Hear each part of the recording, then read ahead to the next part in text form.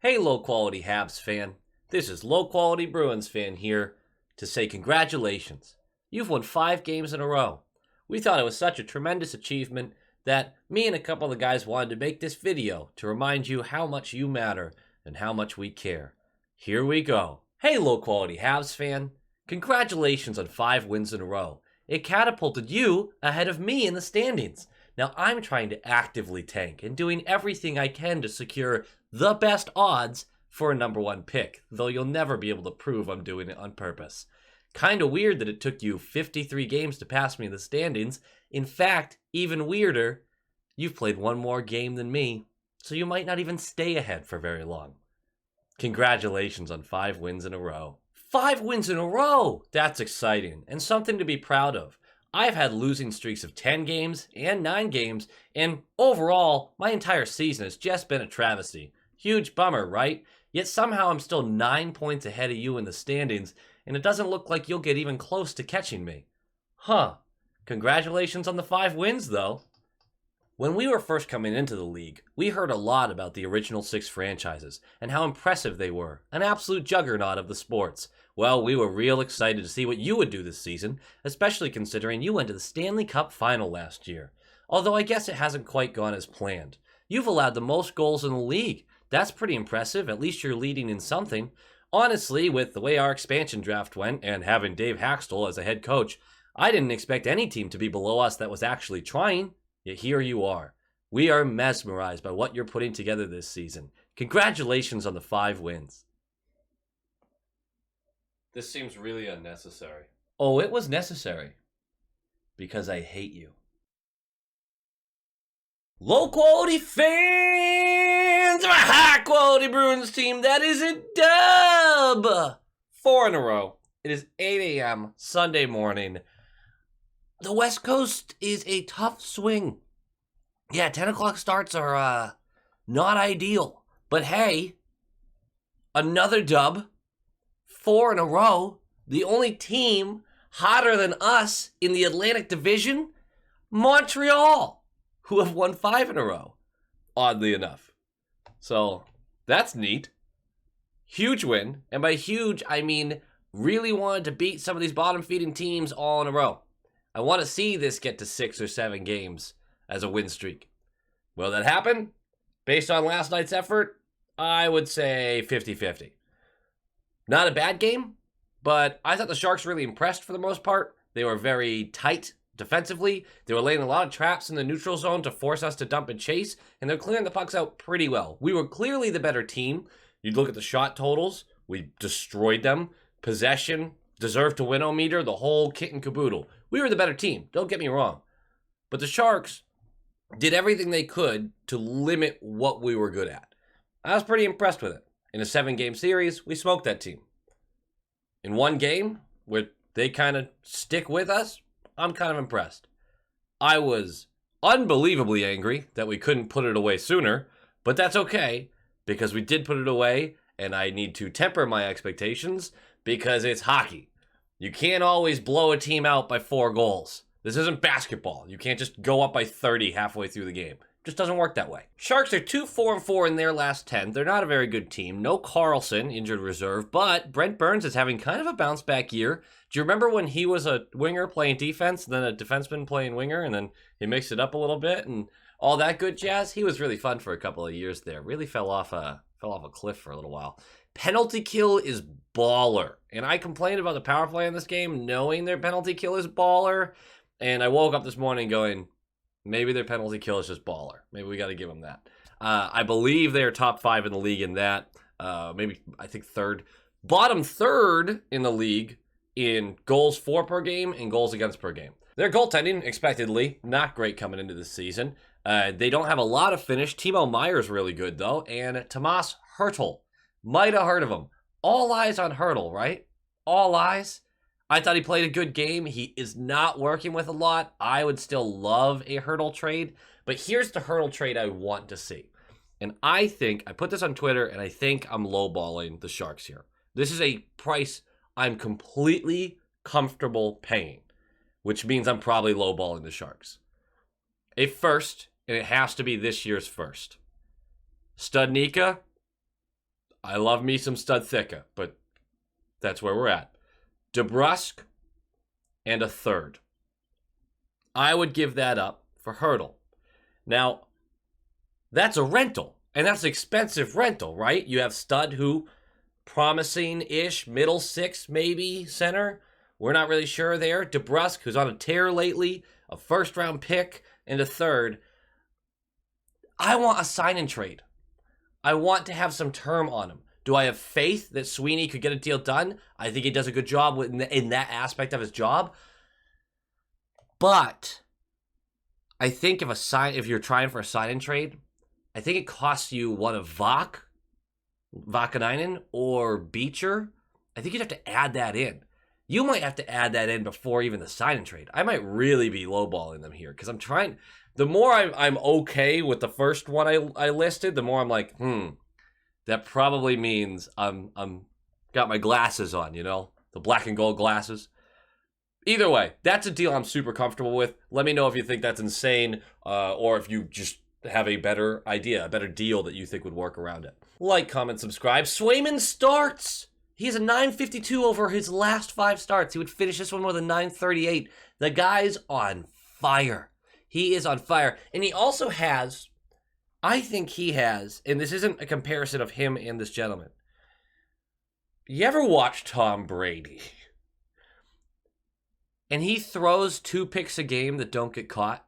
Like his whole career. And don't argue with me on this, because I know I'm right. I have watched him for decades. Twice a game, he throws picks. Neither of them get caught, usually. Sometimes one gets caught. But it feels like it hits the defense in the hands and it's not caught. There are moments with Swayman that, and Tuukka Rask was a little like this too at times. There are moments where you're like, well, that's going in. And then it just hits him in the glove. And it's the same thing in reverse. It's just the player has some sort of magical aura that erases 60% of their mistakes. Just gone. We're going to get to a specific save in this game. But I want to be the guy that put that out there. I want you guys to see this through my eyes. Because moving forward, you're going to see some stuff and just go, yeah, that's the Tom Brady thing. Because I really think he's got that weird, I don't want to call it luck, because he's a very skilled player, just this weird bubble. He's got the pretty bubble. Life is easier when you're hot. The hot bubble, what do they call it? There's a bubble. You know what I'm talking about.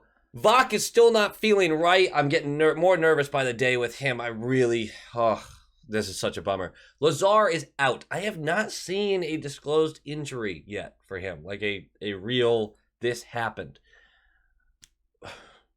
Froden. This is not how you say his name. Tia just sent me a message about this too. And am I going to be too lazy to look it up? It's not Freudian. Freuden? Maybe? Anyway, that guy, he slots in on the 4th over bleed. I don't think I'm going to have to say his name again this whole video. So that was my attempt. Riley is going to start on the top pair with Mac once again. The other lines stay the same as well. Grizz, Carlo, Forbort, Clifton. I think Forbort actually had kind of a rough one here. Clifton did not. Riley was really good. Grizz and Carlo were fine. Forbort just had a couple really tough decisions around this game. It was kind of weird to see him. I thought he kind of got away from what was making him so successful, but it didn't end up biting us in the ass, so it's fine. Puck drops! And we're doing the thing where we start the coil line again. It feels like every game we've been doing that because they start so tenaciously, and I love it. We should keep doing it. We should do it on every period. They actually had kind of a quiet game. I didn't love everything they were doing, but I mean, you've had 5 great games before this. You have one where you're like, that's what happens. That's normal. I'm fine with that. 4 minutes in, it's a great opportunity. Reimer is down. We have Hall, Haula, and Pasternak all in a triangle around the net. There's a battle behind the net for the puck. Haula just ends up getting Hertl up high in the face.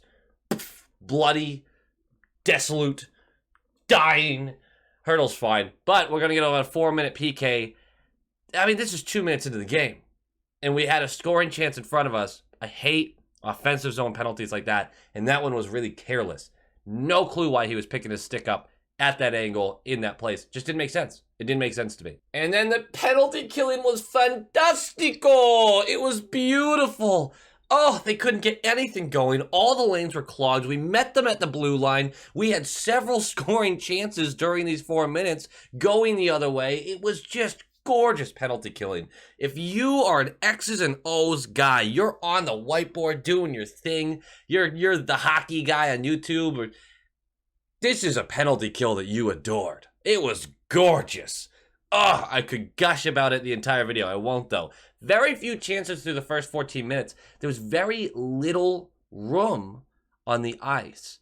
Again, I was really impressed by the Sharks because I kind of expect us, at least neutral zone and forechecking, to evaporate that space, just to completely remove it. I know defensively we tend to congest into ourselves and let them move the perimeter and not let anything through. But in 2 of the zones, we take away space. The Sharks, in all 3 zones, take away space. They really are a tenacious team. You can't teach that. I was really impressed. I'm just saying, I was really impressed. 5:36 left in the period, and DeBrusk, oh, you beautiful man. He beats this guy in the neutral zone, gets behind him. It's a 2-on-1 with Marchand, and they stay kind of wide and high. This is an early pass because DeBrusk was kind of getting caught. Whips it over to Marchand, who's just coming over that right circle, and he hammers this one-timer. Real low, though. I thought this was a good choice. Keeps it low, ends up sliding underneath Reimer as he tries to get his pads across. That is 1-0 in a period we have dominated, but a very tightly contested period. They have had no scoring chances. I believe they've had something around 4 shots on goal at this point. But they've allowed so little as well that this goal really felt good. And I thought the floodgates would open. It really did. That kind of went in. I went, all right, Reimer doesn't look great. There's a lot of rebounds. We are kind of buzzing. Let's see if this team deflates even just a little. We just need them to get a little lazy on any of these shifts, and we can really capitalize. Man, they just don't go away. The coaching staff there is really doing everything they can because that team is very engaged, and their season is likely over. But, of course, a minute later, we take a too many men penalty. There is... it's one thing... I don't know why the line changes are so bad right now, but it's one thing to take a penalty right after scoring, right? It's dumb. It deflates you. Sucks. It's another thing to take a too many men penalty right after scoring. I mean, that's just negligence. That's just ignorant. Like, ignorant. You can't do that. Anyway, penalty kill. Another great penalty kill. They had more time in the zone this time, but still, great job. Killed it. Last big chance of the period. Mac, with an absolute bazooka, goes in on Reimer, and it squeaks through, but it just doesn't have enough juice to cross the line. Reimer falls on it. Period's going to end 1-0. I still felt great. This was a lead. I didn't think we were giving up. I know it's just 1 goal, but we are the better team by so much right now. We just needed to put the skate on the throat, finish the game. Finish it. Second period wasn't all that bad, though. I'm going to be looking at my notes a little bit here because there's a few things. 15 seconds in, Coyle pushes his way to the front of the net, goes posting out. Oh, it was such a chance. Smith collects the puck on the right side of the net, whips it, 0-angle shot off the post and out. Double post, that's fine. Another big chance. A $1.30 in. Marchand on a rebound of Bergeron's net drive. He misses the net. Oh, another big chance. Again, 2 minutes in. 4-on-2. Can't connect to the pass through the slots. Sharks going a 4-on-1 the other way. They never get a shot either because the puck, way too hot to handle, across the slot, just bounces over the stick. Lot going on in the first 3 minutes. But we have had 3 really good scoring opportunities and capitalized on none of them. That is a definition of letting a team hang around. And it's not that we got goalied. We just weren't finishing our chances. This is not... Reimer had an okay game. He made some big saves. But if you watched the game, there was way too many moments where we were off by that much of the net or hitting Reimer in the shoulder or the chest. I know I've preached goaltending positioning, being a boring goaltender because it hits you in the chest because you're in the right spot. It's not what this was. We just weren't hitting our shots. The biggest chance of the first 4 minutes, though, 3:25 in, Nosek. Reimer is down, and there's a crowd in front of the net. But there is just the entire top half of the net open. And Nosek has the puck in the slot. And he skies it right over the net. Letting a team hang around, man. Now all they need is one good bounce. Foligno, shortly after, will draw a holding penalty on Ferraro. Kind of a weak call here, but we get it, and we do very little with it. And I wasn't in love with the power play because there's a lot of standing around. And I don't like that. 13:30 left of the period. And Bergeron, wide open in the slot. Riley's puck is way too hot to handle. No shot taken. Goes right by him. Letting the team hang around. Letting them hang. Just letting them hang. We do get a scary moment here. About midway through the period. Ferraro and Hall go into what looks like a board battle. They're both coming in. Hall initiates contact just a bit too soon. Ferraro loses balance. Goes foot first into the boards. Can't put any weight on that leg. And has to get helped off the ice. Now they're going to get a 2-minute interference call. We're going to get the interference call. They're going to get the power play. This hit, I don't know by definition if you could call it dirty, because if you want to talk about split second, if he gave it half a second, just a little bit longer before he initiated contact, we're fine. We're fine. Probably still a decent little, if he loses balance like that, he's still hitting the wall kind of hard, but it's not ankle first. So, I mean, best wishes to Ferraro. That's a huge bummer. You're almost glad they score on this power play because injuries happen, but sometimes you kind of feel like, man, do they deserve that one? Obviously, that's not a fair trade, but that's just a huge bummer. I don't think Hall intended it. That's just a little early to initiate contact, just a little bit. But him losing balance like that, it's just a real big bummer. So I hope he's okay. And then kind of an anticlimactic power play. It's a nice puck retrieval by them. They send it up to the top of the umbrella, which has Brent Burns up there. Might have heard of him. And he shoots the puck down to the right dot. Shoots is the wrong word here. I don't know why I used that verbiage. He sends the puck down to the right dot where Timo Meier is just loading up. You live with this shot. This isn't Alex Ovechkin in his office. This is Timo Meier. And Swayman is there in time. Completely in time. And it beats him under the pad. When it went in, I think Swayman was surprised. Swayman was like, wait, what just happened? Swayman wants this one back. I think we all do. Good shot. Hard shot. Had to have some good velocity there to squeak through. But it just gets right under the pads. His legs were down. Legs were closed. Just, you live with that. And if that goes in, the goalie kind of shakes his head and gets back to it, which he did. But it's a tie game. Do you know why? Because you let them hang around. Because you let them stay in the game. You didn't finish any of your other prime opportunities. You have to capitalize. When the playoffs come around, you got to capitalize on some of these. By the way, moved up in playoff positioning. We are now the first wild card. Doesn't really change that much, but hey, we're harder to catch by whatever team's making a push. Columbus? Montreal? No, not Montreal. 5 minutes left. The Bruins are cycling the puck. Whistle blows. We're in the offensive zone, cycling the puck. Now here's the thing. We're playing against 7 Sharks players, including their goalie. Just sounds better when you say 7. I get it. There's too many men. I get it. Let the guy stay out there. It's too many men already. They already got the call. I saw one person let me know that, because I complained about this, and they were like, hey, that is not a delayed penalty. They said they think. That's what they've been seeing. And I can't find any literature on that, so if someone knows, please, blink it or something. We have possession, clearly. I don't know why you'd blow the whistle there outside of a hey, because I have seen too many men calls have a delayed portion before the penalty is called. I've seen it. I know I've seen it. So I don't know what the rule is supposed to be, and I'd be interested in that, but that's some bullshit. That's just some bullshit. We have time and space with the puck with a delayed call. I don't know. I don't get it. No dice on the power play. Our power play was not spectacular this game. I've already been over this. Their penalty kill was really good, so good for them. We are out shooting them 24-9 after this period. It is 1-1. Hockey is a sport that exists. 112 in.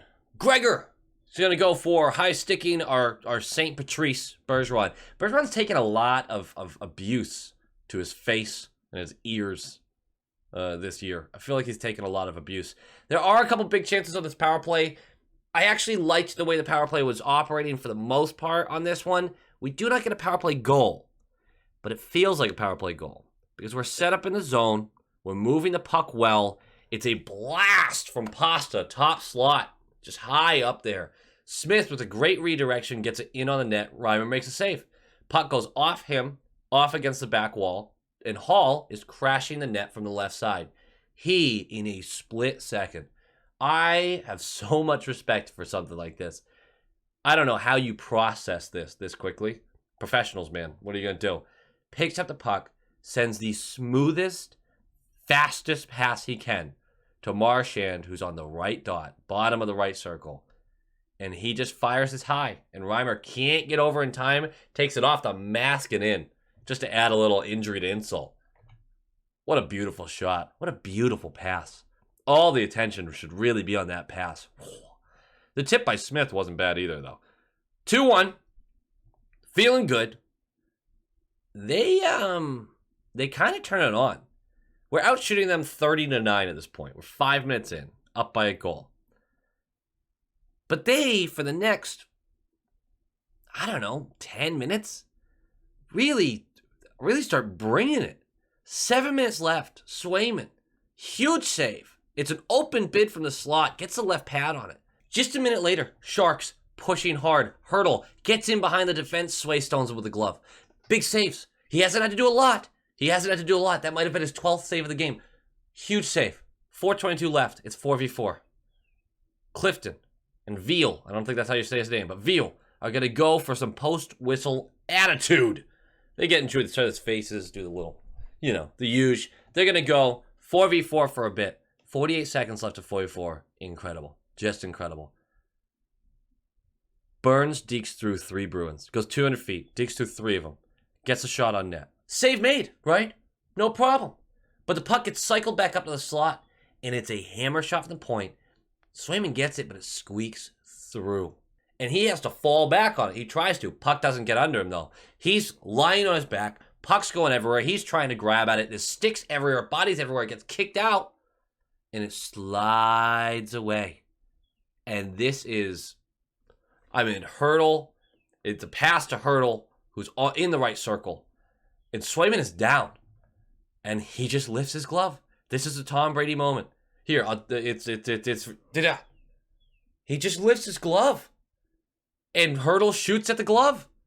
If you ride dirt bikes, really, I guess they teach us with cars too, but when I was growing up, my dad taught me this with dirt bikes, is when you're learning to drive, you look at where you're going, not at what you're avoiding. Because if you look at what you're avoiding, you're subconsciously going to drive toward the thing you're avoiding. Look at where you're going, where you want to go. I think Hurdle was looking at the glove. I think he was looking at it because he shot it right into it. Huge save. Gorgeous save. Our Swayman. This is the Sway. Oh, God has blessed this franchise with goaltending. Oh. Around 2:20 left in the game. We're cycling the puck in our zone and the neutral zone. We do go into the offensive zone for moments, but we'll cycle it back out. We're just trying to keep possession right now. People are changing one by one. Puck gets to Forbort, he immediately dumps it in. We were so obviously keeping possession. We had time and space. He had time and space. Just dumps it in. Turns the puck over, basically. Because there's no one's even crashing down to that zone. I swear, everyone just stopped and went, okay, bud, sure. Give it back to them with 2 minutes left in a 1-goal game. Great, thank you. I know that sounds picky. I really didn't like a lot of his game today. But it's fine. It's fine. 39 seconds left. I bet you think I'm going to tell you about an empty net goal. No, we don't do that here. Not in Boston. But what we do is we have a little Rat King who likes to do the whole take it if you can routine, and he's doing that. He chucks the puck over to Pasta, who's entering the offensive zone. Really loose defense here. Pasta just goes right around his defender. Bergeron, in the slot, just going to the net, standing there, stands a couple feet off from his defender. Nice feed. Bergeron basically just has to redirect this far side on Reimer. 3-1. Easy peasy. Wipe the hands, boys. Let's go home. That's your final. Game notes. Coil line. Had kind of a weak game. Who cares? Who cares, right? If you have a third line that can give me 4 out of 5, 5 out of 6 games where they're really good, and they have a down one every now and again, great. Something to keep an eye on, see if it continues, but I'm not gonna crush these guys right now. I think the fourth line has lost a little bit of their identity. I think that needs to wake up. Now, obviously, that is affected right now with a Lazar injury. I would like to see Bleed back in there. It is what it is. That's fine. Marchand looks like he's catching up. I thought he looked just kind of okay before when he was coming back from the suspension, but he kind of looks like he's getting back into the groove. It's hard. Everyone's in mid-season form. You take a couple weeks off, you got to get right back up to speed, and he can faster than most players, but sometimes it takes a game or two. I thought he looked better in this game than he did last. This was a good game. This is a good win. I am disappointed by certain aspects of it, but I think I underestimated the Sharks. I thought they really did a good job of just making a better team work for it. This is the perfect example of, yeah, skill wins out in the end usually. But if you're going to put that kind of pressure through a whole game, you're going to keep yourself in the game. They had some timely saves. We had some bad shooting luck. Certain things went their way. A few things didn't go their way. Injuries. I mean, a couple bounces that went well for us, although we couldn't finish. This team deserves a lot of respect for what they just did, and I'm willing to give it to them. That Sharks team is feisty. Real feisty. All right, guys, that does it. Really like, comment, subscribe. I believe today, Sunday, I'm going to try to do some streaming for the first time in like a month. I have Elden Ring. I hear there's a lot of problems with playing that game, stuttering and streaming-wise, but I'm going to try, and if it fails, it fails. Who cares? Who cares, right? Yeah. Go Bees!